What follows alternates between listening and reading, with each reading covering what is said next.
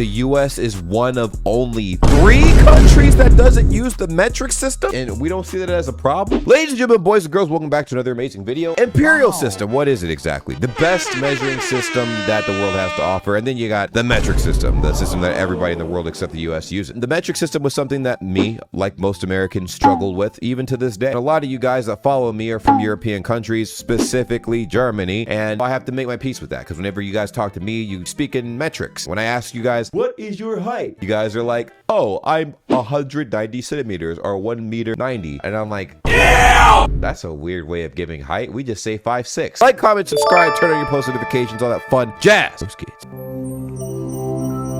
Oh my God, there's a naked woman right here. What does the French Revolution have to do with the time NASA accidentally crashed a $200 million orbiter into the surface of Mars? Probably measuring units. Actually, everything. That crash happened due to an error in converting between 2 measurement systems. The imperial system and the metric system! Imperial's better. US customary units and their SI or metric equivalents. So what's the connection to the French Revolution? Let's explain. For the majority of recorded human history, units like the weight of a grain or the length of a hand weren't exact and varied from place to place. I guess that makes sense, because you go to America, there typically a lot of the measurements are going to be a lot bigger when you use an item for reference than in another country where the metrics are a lot smaller. It's just different. It's just different. There's no right or wrong. There's just different. Of course, the US's measuring system is right. And different regions didn't just use varying measurements. They had completely different number systems as well. By the late Middle Ages, the Hindu-Arabic decimal system mostly replaced Roman numerals and fractions in Europe. But efforts by scholars like John Wilkins to promote standard decimal-based measures were less successful. Jeez. With 250,000 different units in France alone, any widespread change would require massive disruption. What? Really? And in 1789, that disruption came. The leaders of the French Revolution didn't just overthrow the monarchy.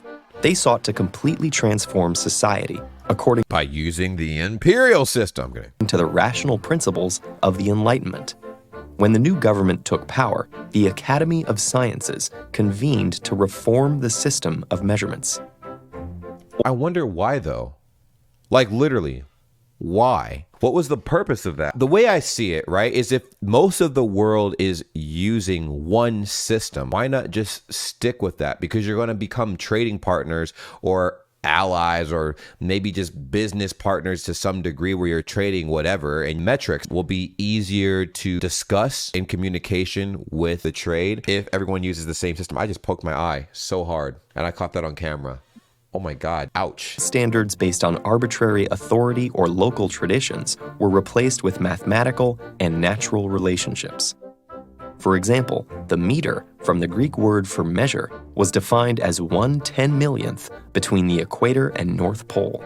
Whoa. And the new metric system was, in the words of the Marquis de Condorcet, for all people, for all time. Apparently not America, because we used our own thing. We measure it in feet and ears and clothes and noses and eyeballs. Standardizing measurements had political advantages for the revolutionaries as well. Nobles could no longer manipulate local units to extract more rent from commoners, while the government could collect taxes more efficiently. And switching to a new republican calendar with 10-day weeks reduced church power by eliminating Sundays. Whoa, what the fuck? Go back. Why would they eliminate Sundays? Switching to a new republican calendar with 10-day weeks reduced church power by eliminating Sundays. Oh, hell no. He basically said it, to reduce church's power. Yeah, but bro, imagine having a 10-day week. The week's already long. Let's not add more days to the week. I need you guys to get creative. What would the other 3 days of the week be named if we did have 3 more days of the week based on what they're already named now, right? Obviously, it would change from language to language, but you know, because you guys got Montag, Dienstag, Miracle. I'm kidding. Mittwoch. Damn, I forgot what Thursday is in German. Donnerstag. Donnerstag. Wednesday is Mittwoch. Mittwoch, yeah. got down day, crack day, shit days. Oh my god, dude. For the Pain day, suffering day, agony day. depression day, drunk day. Getting drunk day. Adoption of this new system wasn't easy. In fact, it was a bit of a mess. At first, people used new units alongside old ones, and the Republican calendar was eventually abandoned. Yikes. When Napoleon Bonaparte took power, he allowed small businesses to use traditional measurements, redefined in metric terms. Okay. But the metric system remained standard for formal use. Yeah, and America doesn't use it. It spread across the continent, along with France's borders. While Napoleon's empire lasted 8 years, its legacy endured far longer. Some European countries reverted to old measurements upon independence. Okay. Others realized the value of standardization in an age of international trade. Crazy. After Portugal and the Netherlands switched to metric voluntarily, other nations followed, with colonial empires spreading the system around the world. Okay, I guess that makes sense as to how it got so big. And it kind of backs up my point that I made earlier when it comes to why change something that everyone is using. This is actually describing how everyone came to use the metric system. So I wonder why America stayed so with like using metrics and stuff like that instead of teaching its people how to use the metric system. Because feet, pounds, ounces, that's not something that's taught overseas really. As France's main rival, Britain had resisted revolutionary But ideas it's more of and a retained comfort its thing. traditional No. units. But over the next 2 centuries, the British Empire slowly transitioned, first approving the metric system as an optional alternative before Optional alternative. That's what it is. An optional alternative. Okay. gradually making it official. However, this switch came too late for 13 former colonies that Hey, man, the 13 colonies was already ahead of the game. They're like, well, looks like we're making our own system. And I guess they were measuring in ducks and cows and goats and feet and eyeball.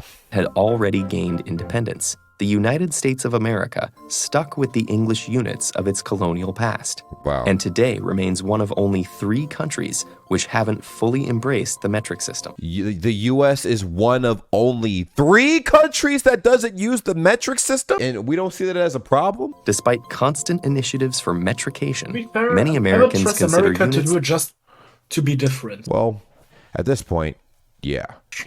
We're also westernizing the hell out of a lot of countries. So all the countries we help restore back to their former glory, we're going to make them use our measuring system. Remember, it's feet, inches, pounds. To be honest, like the transition from pound to kilo is actually pretty easy. Yeah, 2.2. So whatever it is in kilos times 2.2, that's what my doctor said. And I'm like, oh, all right, easy. And then boom, you get your measurement in pounds. and pounds more intuitive. And ironically, some regard the once revolutionary metric system as a symbol of global conformity. Nevertheless, the metric system is almost universally used in science and medicine. Interesting. It continues to evolve according to its original principles.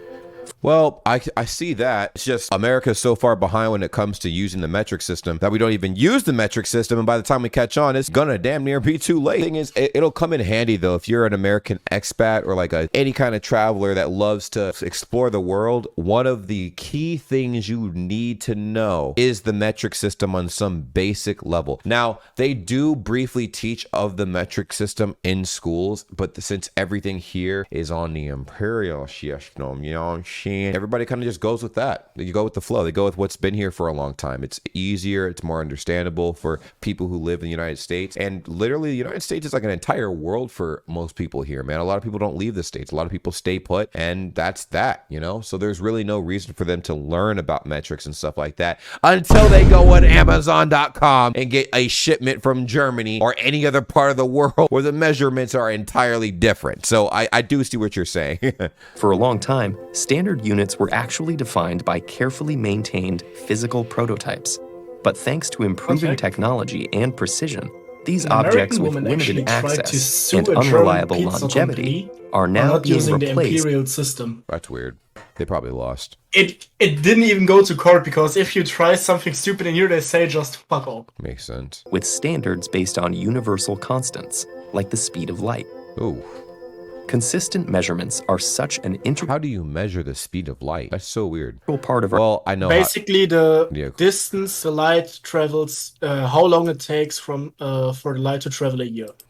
daily lives that it's hard to appreciate what a major accomplishment for humanity they've been. And just as it arose from a political revolution, the metric system remains crucial for the scientific revolutions to come. Oh no, wait, my bad. How far light can travel in 1 year? That's a light year. That's a light year. It moves with 300,000 kilometers per second, and it travels 9.5 billion kilometers in 1 year. Well, to conclude this video, the metric system is very important. I feel like I said earlier, travelers from the US that are trying to explore the rest of the world, you guys need to know the metric system in some degree and also become best friends with Celsius. Because Fahrenheit and the imperial system do not exist anywhere but 3 countries, and the US is one of them.